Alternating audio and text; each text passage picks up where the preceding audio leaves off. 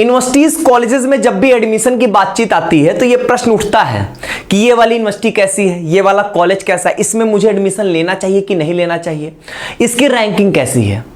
तो इसी रैंकिंग को डिसाइड करता है ministry of education NIRF ranking के थ्रू।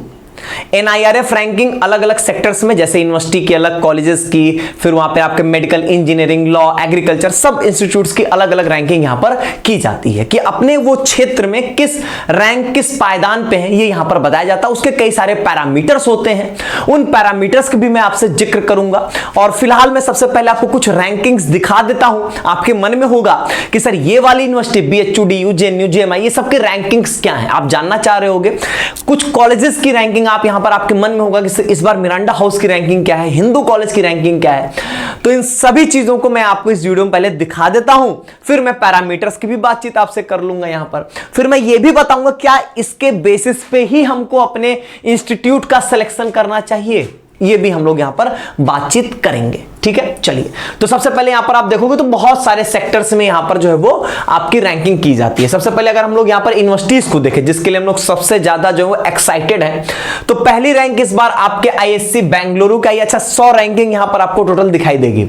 दूसरी यहां पर JNU, तीसरे पे यहां पर जामिया, चौथे पे Manipal Academy of Higher Education, और पांचवें पे आपका BHU, छठे पे आपका यहां पर DU। AMU जो है वो यहां पर इस बार आपके 8वें नंबर पर है, और हैदराबाद यूनिवर्सिटी जो है वो इस बार यहां पर पहुंच चुकी है 17वें नंबर पे। बहुत कुछ सरप्राइजिंग भी चीजें भी है, जैसे इलाहाबाद यूनिवर्सिटी है आपकी, वो अंडर 100 रैंकिंग में नहीं है। अगर हम बातचीत करें यहां पर आपके लखनऊ यूनिवर्सिटी की, जो कि एक स्टेट यूनिवर्सिटी, उसकी 97th रैंक है, मतलब 97वीं रैंक है, और वो जबकि एक स्टेट यूनिवर्सिटी। इवन दिल्ली की मैं बात करता हूं, इसे DTU है, NSUT है, ये सब अंडर 100 हैं, जो कि आपकी स्टेट यूनिवर्सिटीज हैं और काफी अच्छी रैंकिंग्स पे हैं। BBAU की बात करें अगर हम लोग, तो BBAU की यहां पर आपके 33 रैंक है, मेरे अकॉर्डिंग यहां पर 33, हाँ BBAU की यहां पर जो आपके 33 रैंक है।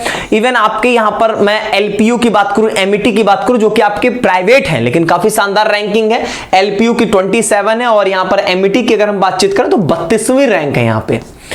अब यहां पर बात आती है कि सर ये रैंकिंग किस आधार पे JNU ज्यादा है और यहां पर BHU कम है, ये किस आधार पे सर ऐसा हो गया होगा। मैं आपको मोर डिटेल्स पे क्लिक करूंगा, थोड़ी सी क्लैरिटी मिलेगी आपको। यहां पे देखोगे तो यहां पर स्कोर्स दिए गए हैं, फिर इन्हीं का एवरेज देखोगे तो यहां पर स्कोर दिया गया है। ठीक है, अब बात है कि ये सब कौन कौन से स्कोर्स हैं, मैं बहुत जनरलाइज्ड वे में बताऊंगा, क्योंकि अगर आप डिटेल में देखना चाहोगे ना तो इन्होंने पूरा पैरामीटर्स बहुत डिटेल से एक्सप्लेन किया कि 100 नंबर में किस तरीके से 20-30 नंबर कैसे डिस्ट्रीब्यूशन करेंगे, वो पूरा डिटेल में लिखा गया है। लेकिन मैं आपको बहुत ओवरऑल एक जनरल वे में बताता हूं, क्योंकि आप बहुत डिटेल में घुस के भी कुछ कर नहीं पाओ, कोई मतलब नहीं आपके जानने का। ध्यान सुनना कि मैं आपको बताता हूं कि ऊपर से पैरामीटर्स में क्या क्या है।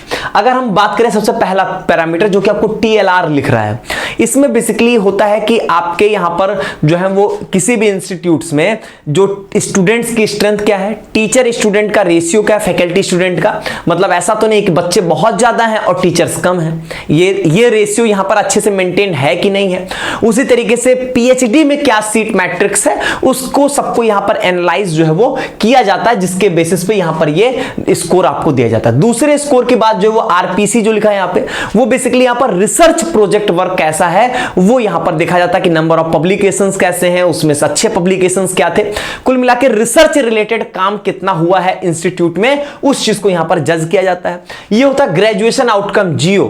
इसमें क्या होता है कि बेसिकली ये जानते हैं कि ग्रेजुएशन, अब जैसे ऐसा है कि बच्चे निकले तो इंस्टीट्यूट से, तो वहां पर जो है वो उनकी प्लेसमेंट्स क्या रही, उनकी जो प्लेसमेंट्स हुई तो जो सैलरी उनको मिली, उस सैलरी का एवरेज पैकेज क्या निकला।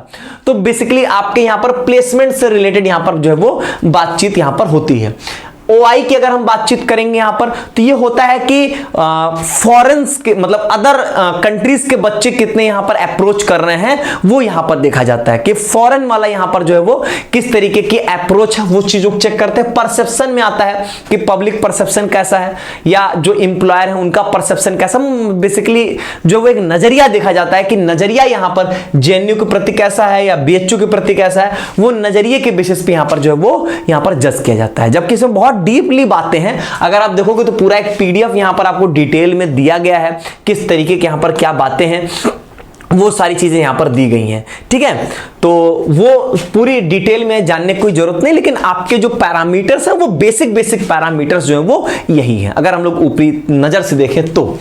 इसके अलावा अगर हम लोग यहां पर कॉलेजेस में जाएं तो डीयू के कॉलेजेस में बात करें तो हिंदू कॉलेज पहली रैंक पे, मिरांडा दूसरे पे, सेंट स्टीफन तीसरे पे, आत्माराम सनातन धर्म की बात करेंगे तो 5वें रैंक पे पहुंच चुका है। वहीं अगर हम लोग किरोड़ीमल की बात करेंगे तो यहां पे 9वें रैंक पे है। हंसराज की बातचीत करेंगे तो 12वें पे है। अब यहां पर बात आती है क्या हम लोग, ये तो मैंने आपको बेसिक रैंकिंग दिखा दी, बाकी किसी और का भी आप देखना चाहो तो आप देख सकते हो। ओवरऑल अगर आप यहां पे देखना चाहो तो ओवरऑल आप यहां पे देख सकते हो। इसमें सब में आईआईटीज ही ऊपर टॉप में आएंगी, तो आईआईटी मद्रास, बेंगलुरु, बॉम्बे, दिल्ली, कानपुर, खड़गपुर, ये सब यहां पर, फिर एम्स दिल्ली यहां पर आ गया आपका। तो फिर यहां अगर आप ओवरऑल में देखोगे तो बीएचयू यहां पर 11वें स्थान पे है, जेएनयू यहां पर आपके 10वें स्थान पे है, ठीक है।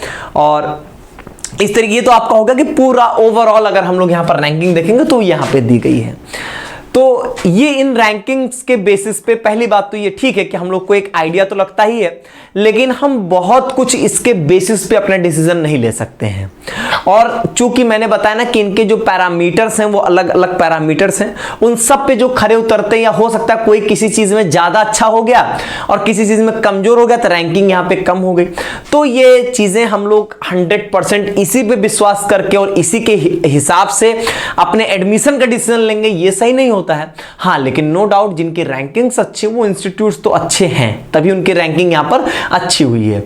और जो इंस्टीट्यूट्स अगर रैंकिंग में नहीं आ रहे हैं, कुछ न कुछ तो वहां पे चीजें कुछ तो गड़बड़ होंगी, कुछ चीजें लैक होंगी।